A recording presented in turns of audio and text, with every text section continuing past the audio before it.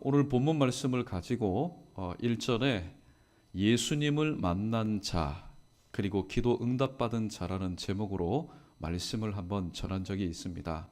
오늘은 그 아홉은 어디 있느냐라는 제목으로 좀 다른 각도에서 오늘 본문 말씀을 접하고 주시는 교훈의 말씀을 함께 한 구절 한 구절 상고하면서 나누기를 원합니다. 여러분은 언제 예수님이 가장 필요하십니까? 언제 예수님이 가장 여러분의 삶 가운데 있기를 원하십니까? 아마 내가 아플 때에 병 고침 받기 위해서, 내가 물질이 없을 때 은도 내 것이요 금도 내 것이라고 말씀하신 주님의 도움을 받기 위해서, 내가 어디로 가야 될지 알지 못할 때에 내가 곧 길이요 라고 말씀하신 주님을 우리는 필요로 합니다. 그리고 내가 하나님의 말씀이 그리워서 생명의 떡과 생명수가 그리워서 의에 줄이고 목마른 자 되어 말씀 앞에 서 있을 때에 오늘도 생명의 떡이요 생명수이신 주님은 자신을 아낌없이 우리에게 나누어 주십니다.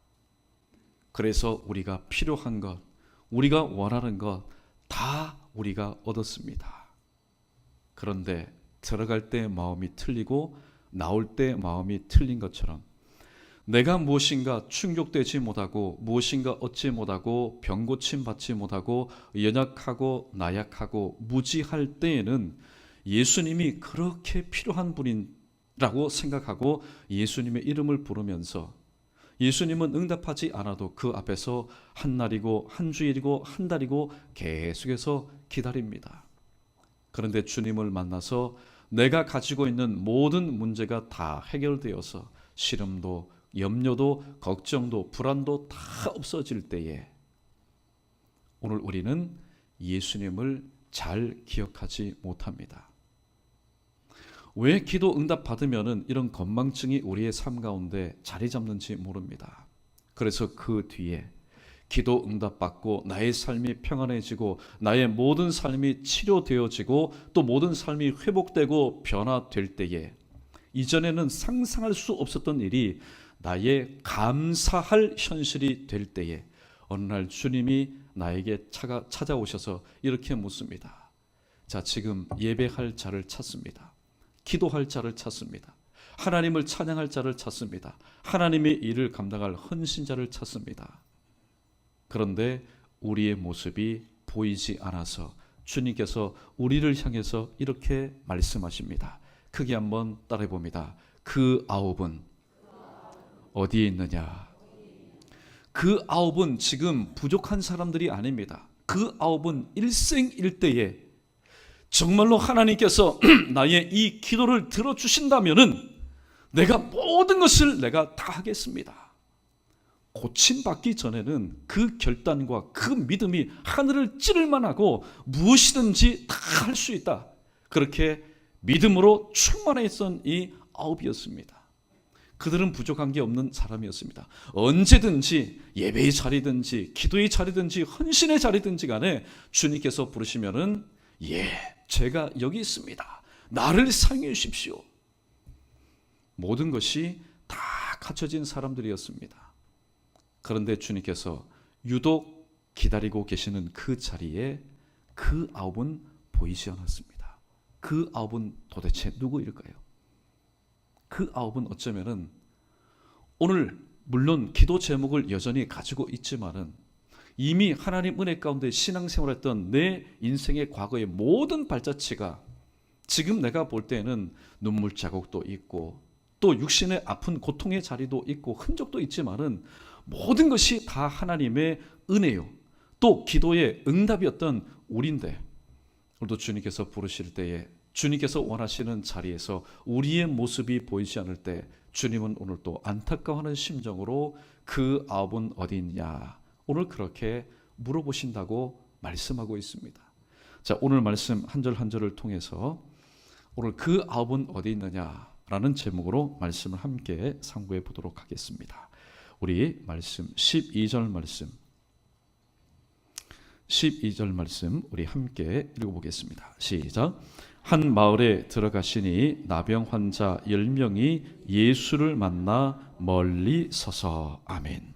오늘 여기에 한 마을은 헬라에 보니까 코메라는 이야기입니다.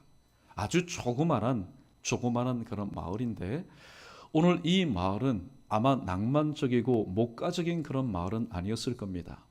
왜냐하면 이 마을에 누가 살았습니까? 나병을 앓고 있었던, 그것도 한두 명이 아니라 10명이 집단적으로 살고 있었기 때문입니다. 유대인들은 이들을 향해서 하나님의 저주를 받은 사람이라고 이야기했습니다. 그리고 그렇게 가르쳤습니다. 그리고 그렇게 배움받은 사람들이 나병 환자들이 있는 곳에 얼씬하지 않았습니다. 왜냐하면 이들은 불가촉 천민으로 분류되어 있었기 때문입니다. 그런데 오늘 본문에 보니까 10명이라고 되어 있습니다. 성경에 보면은 나병 환자들에 대해서 여러 가지 얘기를 하는데 특별히 열왕기하 7장 3절에 보면은 4명의 나병 환자들이 함께 움직이는 모습은 기록되어 있는데 오늘 본문처럼 10명이 집단적으로 함께 살고 또 함께 기거하고 있다라는 말씀은 성경을 찾아볼 때에 매우 드문 일이 아닐 수가 없습니다. 그래서 이들은 자신의 처지를 알고 있었습니다. 자신의 상황을 누구보다도 잘 알고 있었습니다. 그런데 그들 중에는 9명은 유대인이었습니다. 1명은 사마리아인이었습니다. 아무리 유대인이지만은 내 몸에 지금 내가 짊어지고 있는 이 질병의 중독함과 질병의 전염성과 그 질병의 파괴성을 알고 있었기 때문에 예수님이 지나가실 때에 그저 멀찌감치해서 멀리에서 서서 그 주님을 이렇게 부를 수밖에 없었던 것입니다. 13절 말씀 계속해서 읽어봅니다. 우리 13절 말씀은 내가 나병 환자라는 심령으로 우리 한번 그렇게 읽어보겠습니다. 시작. 소리를 높여 이르되 예수 선생님이여 우리를 불쌍히 여기소서 하거늘. 아멘. 여러분, 우리는 오늘 따라하라고 하니까 우리는 그런 심령으로 크게 우리는 따라했습니다. 예수 선생님이여 우리를 불쌍히 여기소서. 그런데 오늘 본문에 등장하는 10명은 지금 어떤 병을 앓고 있다고 합니까? 한센시병, 나병 환자입니다. 그 질병의 그 파괴성으로 인해서 온몸이 뜯어져 나가고 문드러지는 그런 병을 앓고 있었던 사람이었습니다. 신체의 모든 돌출된 부분, 특별히 입술, 코, 귀, 이 모든 것이 다 녹아집니다. 그러니까 여러분 보십시오. 예수님이 지나가시니까 예수님을 불러야 되겠는데 이 입구조도 자꾸만 녹아집니다. 제대로 되지 못합니다. 그 구강 구조가 똑바로 되겠습니까? 불러도 정상적인 소리는 나오지 않을 겁니다.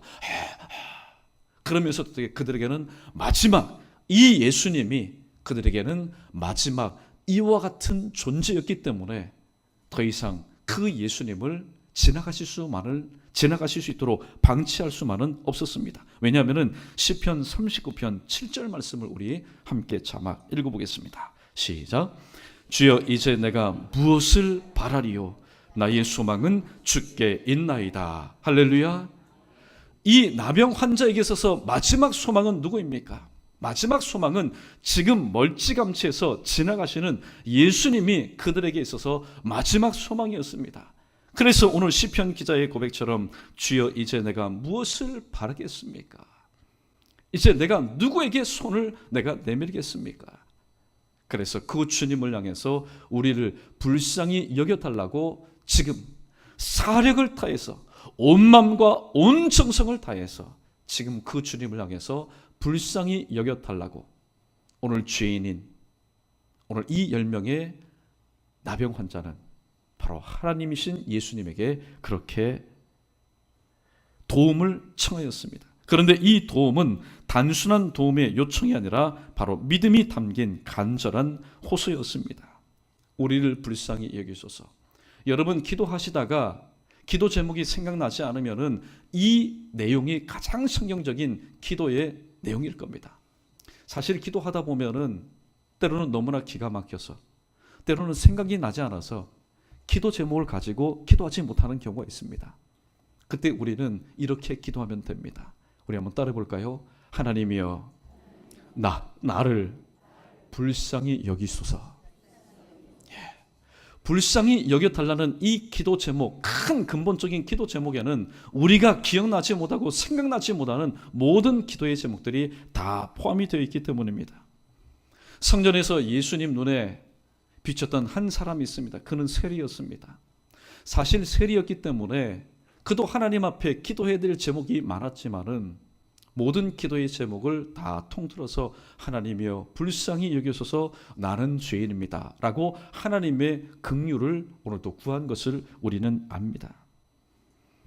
여러분, 오늘도 죄인이든 또 병자이든 연약한 자이든 이 모든 사람들에게 있어서 새로운 삶의 시작은 어디서부터 시작될까요?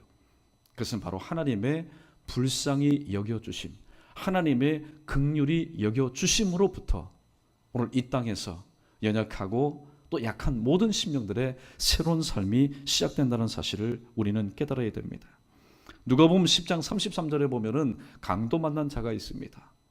그도 나름대로 한 가정의 가장이었을 것이고 한 아내의 든든한 남편이었을 것이고 또 아이들의 든든한 아버지였을 겁니다. 그런데 그 사람이 하루는 길을 지나가다가 강도를 만나게 됩니다. 여러분, 강도가 그냥 물건만 빼앗겼습니까? 성경에 보니까 거반 죽게 되었다라고 얘기합니다. 이 사람은 지나가는 사람 중에 그 누군가가 그를 도와주지 않으면은 그곳에서 죽을 사람입니다. 그런데 보십시오. 세상의 모든 것들이 다 내 마음대로 되지 않는다는 사실을 우리는 성경에 기록된 말씀을 통해서도 우리는 깨닫게 됩니다. 겉모습은 제사장이었습니다. 겉모습은 레위인이었습니다. 이들만큼은 나를 붙들어 주겠지, 나를 도와주겠지. 그러나 무관심한 사람들이었습니다. 님비 현상. 내가 저를 도와주다가는 나에게 오히려 또 불이익이 당하겠다. 여러분, 직분이 있으니까 혹은 교회니까 어떤 불쌍한 사람을 도와주는 것은 아닌 것 같습니다. 그 마음 가운데 그를 불쌍히 여기는 마음이 있다면 오늘 본문 보십시오. 누가복음 10장에 보면은 그 사람은 오늘 본문에서 병고침 받은 사람과 똑같은 사마리아인이었습니다.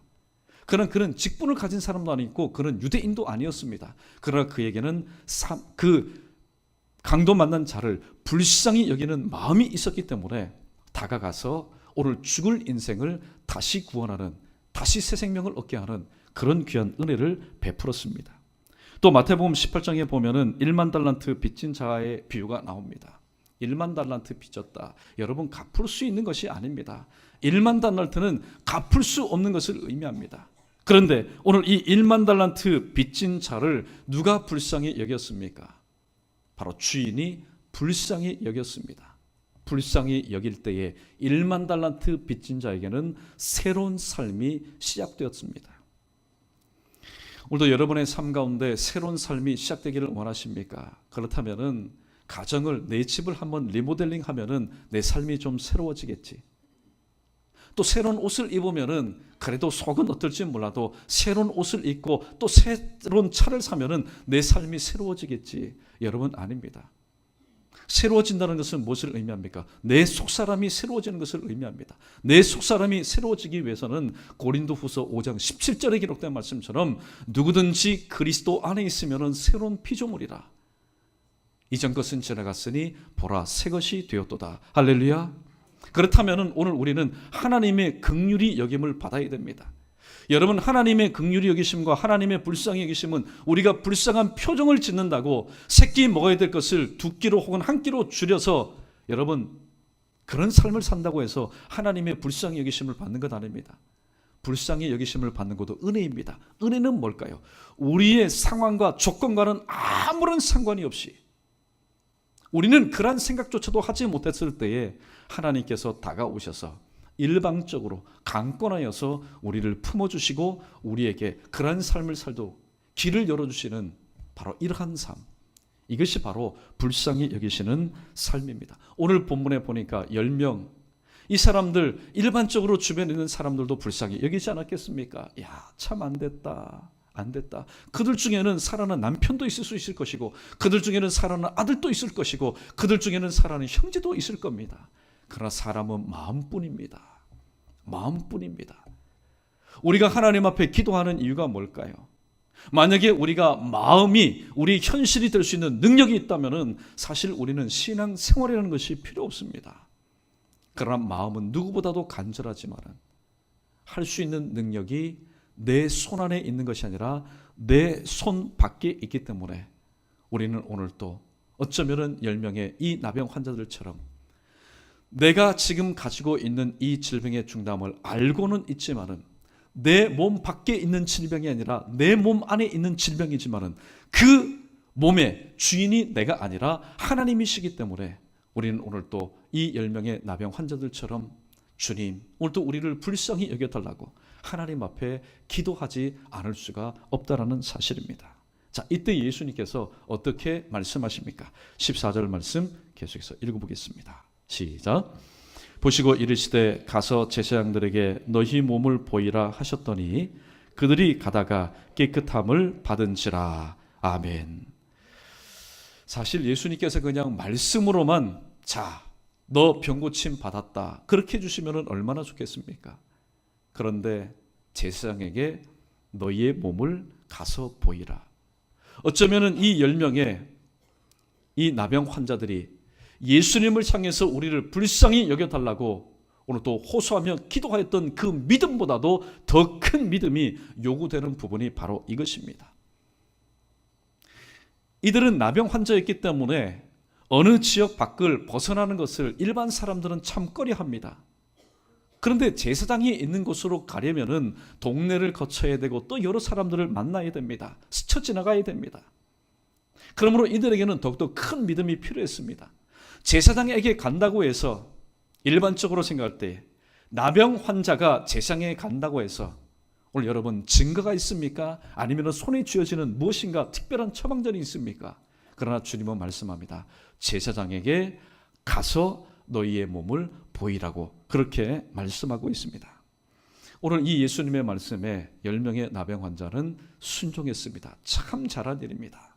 왜냐하면 이들은 주님의 말씀을 들을 때에 나의 삶 가운데 이러한 복이 있겠다라는 믿음이 있었기 때문입니다. 오늘 새벽에 함께 나누는 말씀 예레미야 42장 6절 말씀 우리 자막 우리 크게 읽어보겠습니다. 시작. 우리가 당신을 우리 하나님 여호와께 보냄은 그의 목소리가 우리에게 좋든지 좋지 않든지를 막론하고 순종하려 함이라.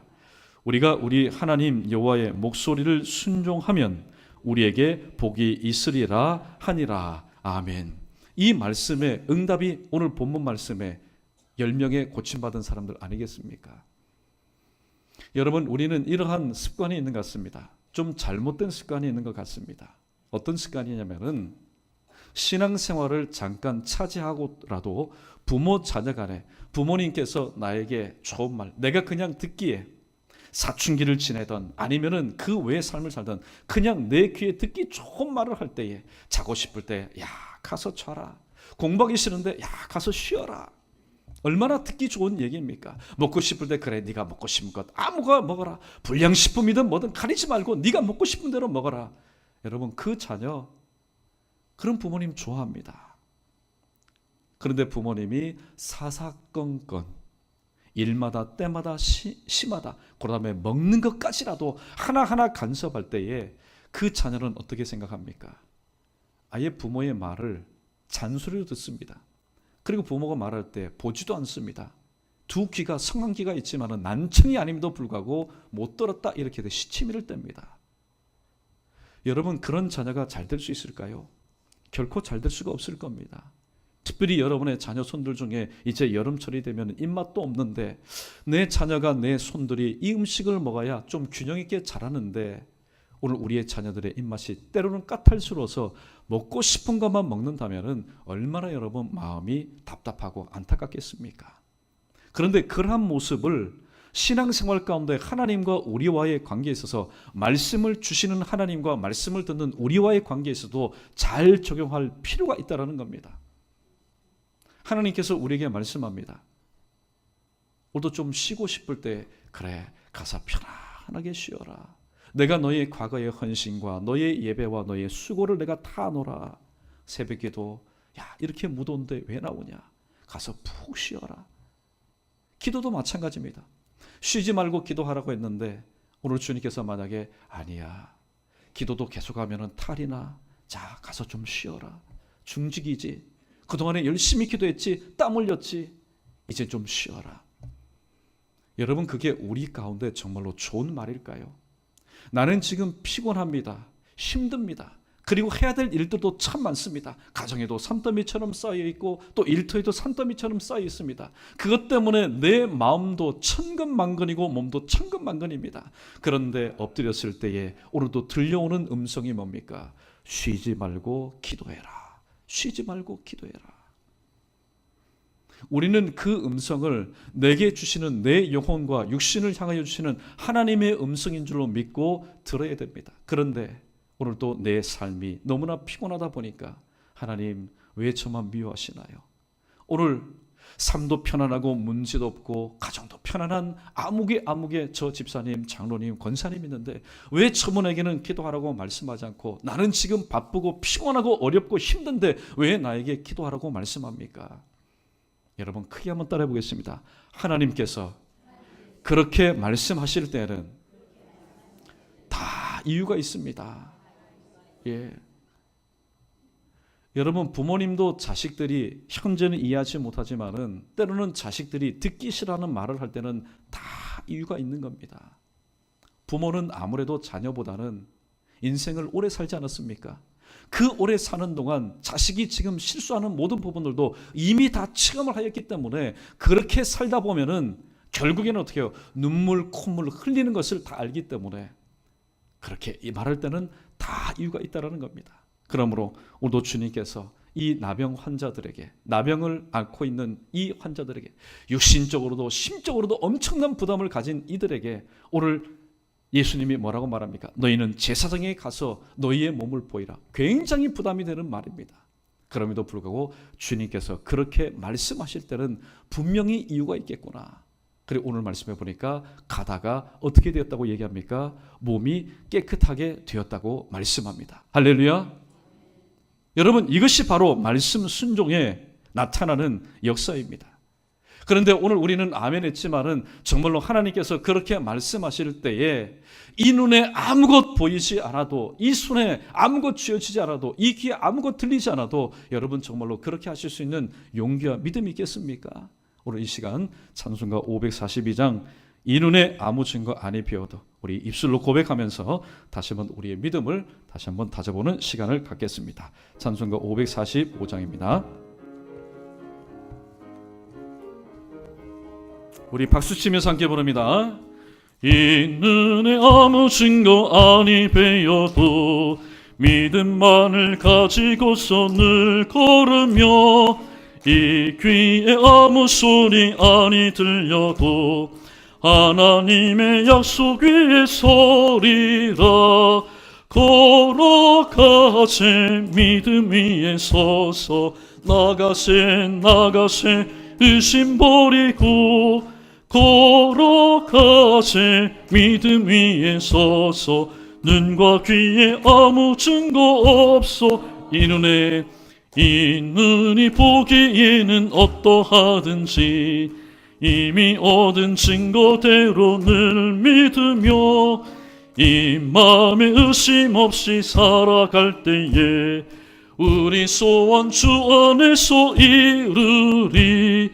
걸어가세 믿음 위에 서서 나가세 의심 버리고 걸어가세 믿음 위에 서서 눈과 귀에 아무 증거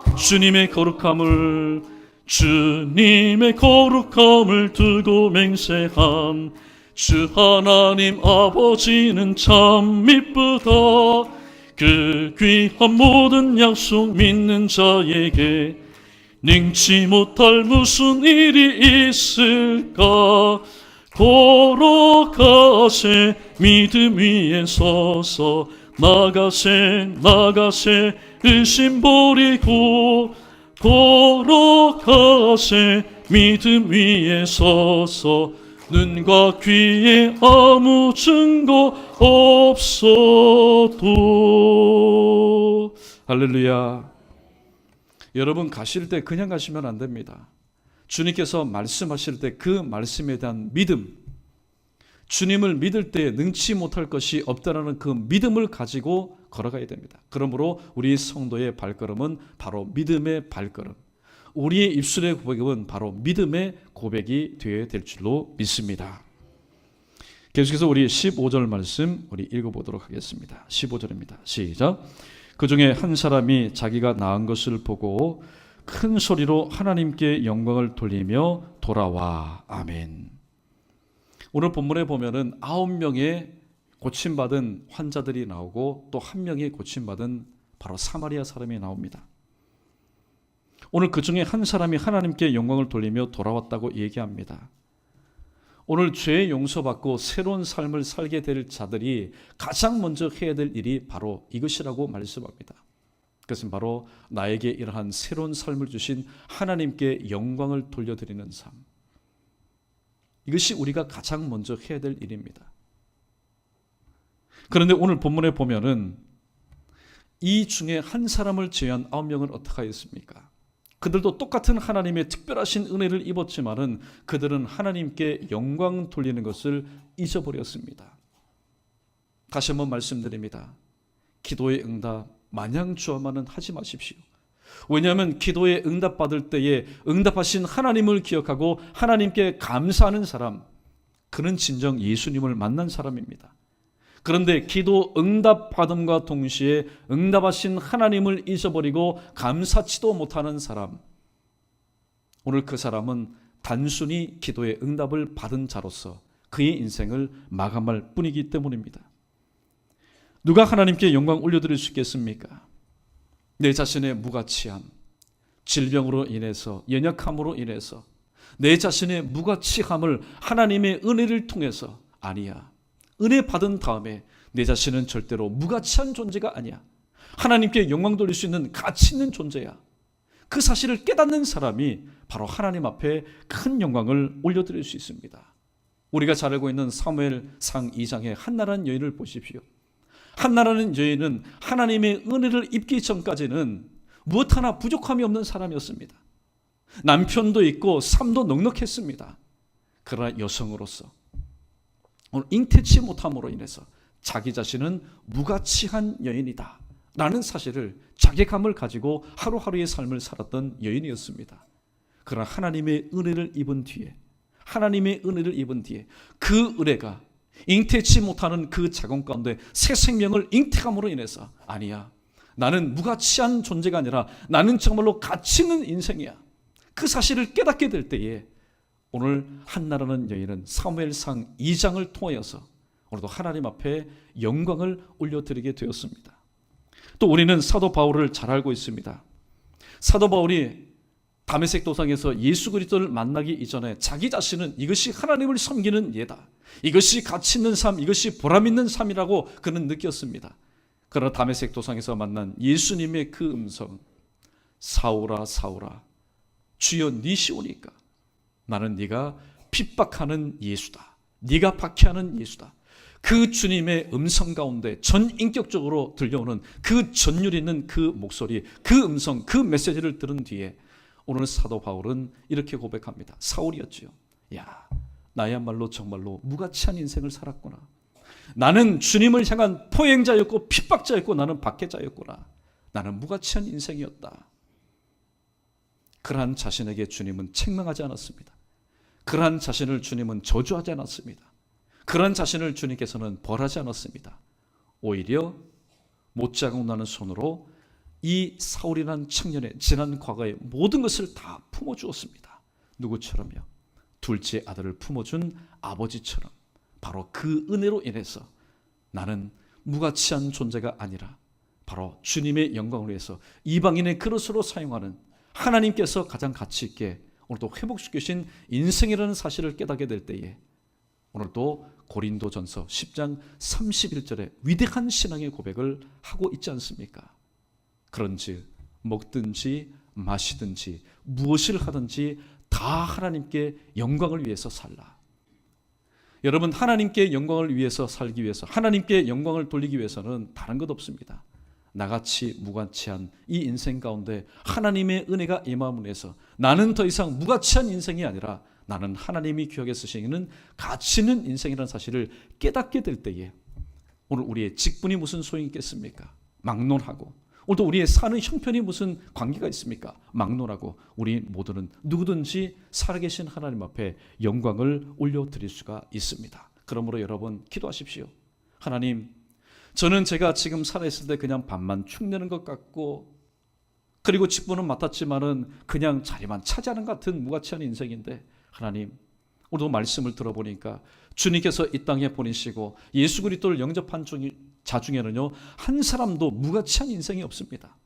예수 그리스도를 내 안에 영접했는데 내 안에 주님이 계신데 질그릇과 같은 내 안에 보배이신 주님께서 계신데 오늘 우리가 스스로 얘기하기를 나는 무가치한 인생이다. 그는 하나님의 영광을 드러내는 일이 아니라 하나님의 영광을 가리는 일입니다. 그러면 여러분 오늘 나이가 많이 드시든 혹은 여러분의 안팎 가운데 여러 가지 어려움이 있든지 간에 내가 예수 그리스도를 믿고 예수 그리스도를 영접하여서 내 안에 주님이 계신다면 우리 모두는 가치 있는 인생이요 하나님의 최고의 걸작품인 줄 믿습니다. 그럼 여러분 신앙생활 할 때에 자긍심을 가지고 여러분 신앙생활 하십시오. 그런데 오늘 본문 말씀에 보니까 오늘 주님께서 찾으시는 10명의 모습이 보이지가 않습니다.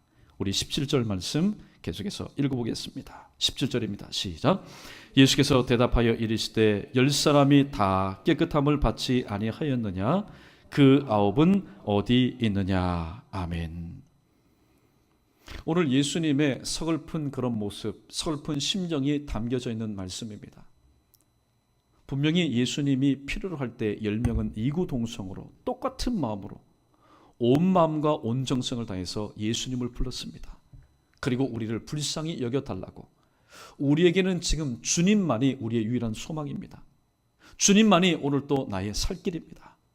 그렇게 주님을 필요로 했던 이 인물들, 이제 기도 응답 받은 뒤에 오늘 보니까 9명은 온데간데 없습니다. 그 자취를 발견할 수가 없습니다. 그런데 남아있는 한 사람 사마리아인만이 돌아와서 주님 앞에 무릎 꿇고 감사를 합니다. 찬송과 영광을 올려드립니다. 여러분, 저와 여러분 우리의 모습이 혹시 이렇지는 않습니까? 우리 모두가 각자 모두 다 뿔뿔이 흩어진 삶 가운데서 필요로 한 분은 누굽니까? 오직 예수님입니다. 주님은 오늘 또 우리가 여기저기서 부르실 때 야 정신없다 1교구 혹은 몇 절 정도에 야 이것 좀 듣고 내가 하자. 주님은 그렇게 우리를 귀찮게 여기지 않습니다. 새벽마다 밤중마다 시도 때도 없이 주님을 부를 때에 주님은 귀 기울여서 우리의 신음하는 소리까지라도 들으시고 우리의 믿음을 보시고 우리에게 응답하시는 분입니다. 그런데 주님께서 정작 주님이 필요로 하셔서 온전지 못한 사람 온전하게 회복시켜 주시고 병든 사람 치유해서 변화시켜 주었더니 주님께서 필요로 하실 때에 오늘도 우리의 모습은 어떻습니까? 우리의 기도를 응답해 주신 주님께서 예배 자리에서 우리를 만나보고 싶어서 이 자리에 일찌감치 와 계시는데 오늘도 우리는 예배 자리에 있지 않고 어디에 있었습니까?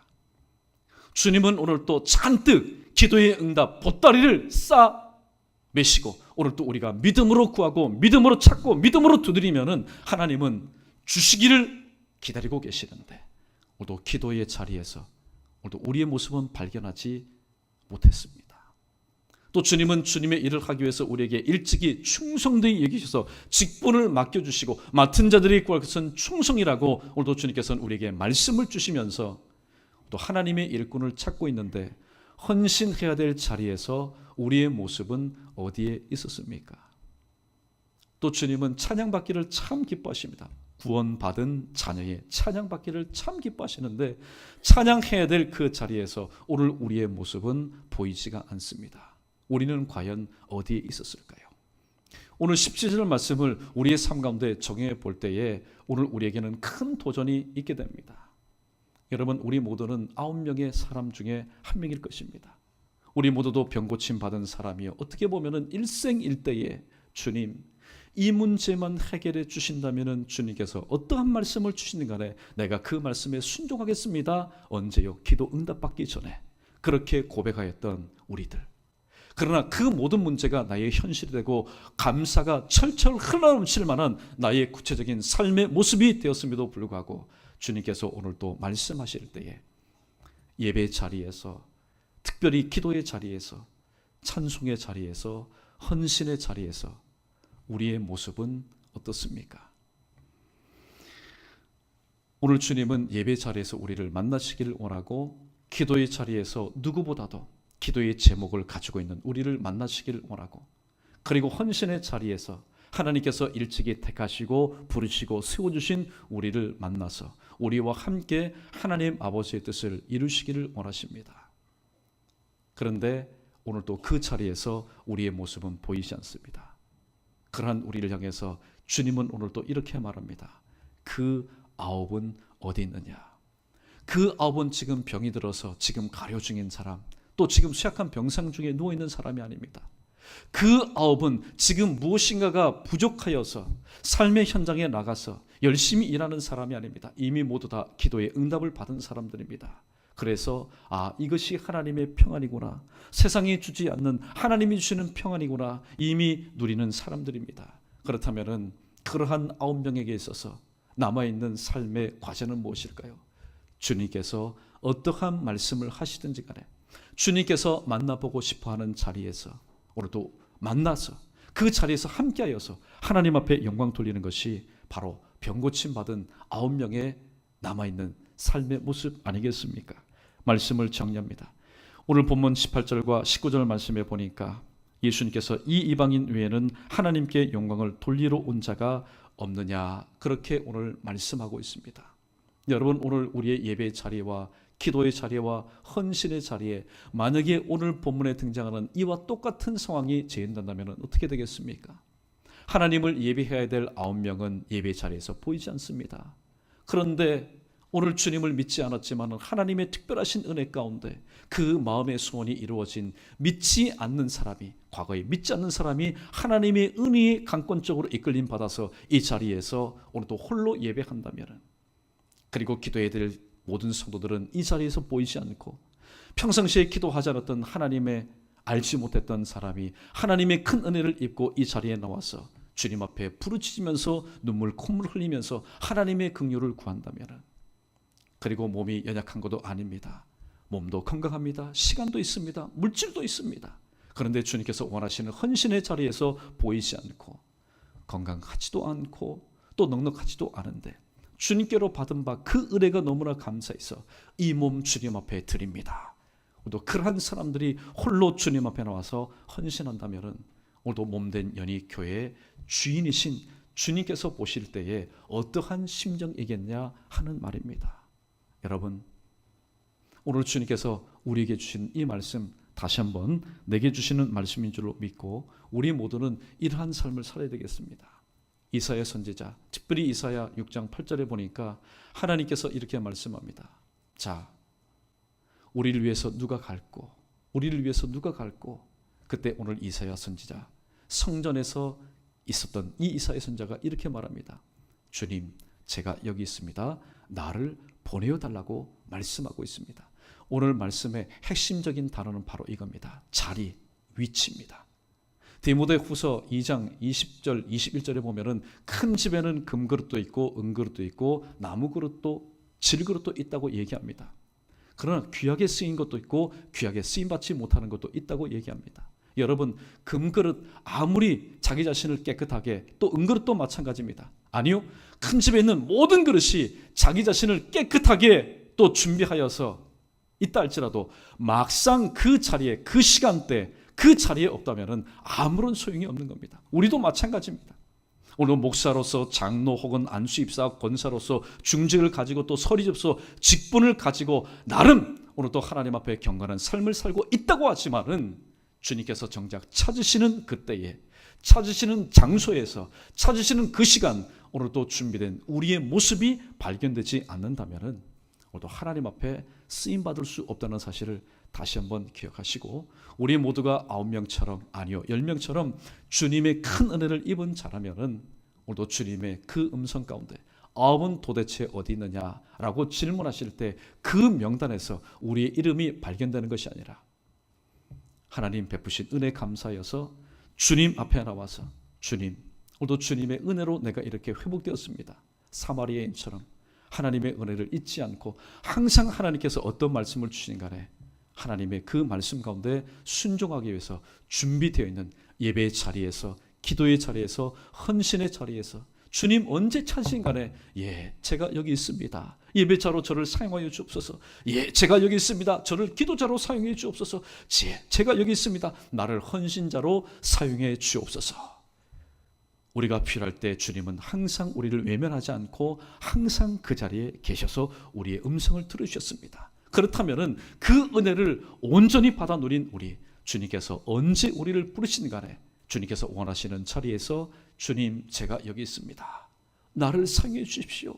이 한 몸 주님 앞에 헌신하겠습니다. 오늘도 그렇게 고백하면서 주님께서 부르신 그 부르심에 후회함이 없는 삶을 오늘도 믿음으로 살아낼 수 있는 이 자리에 모인 저와 여러분, 우리 모두 되기를 주님의 이름으로 간절히 축원합니다.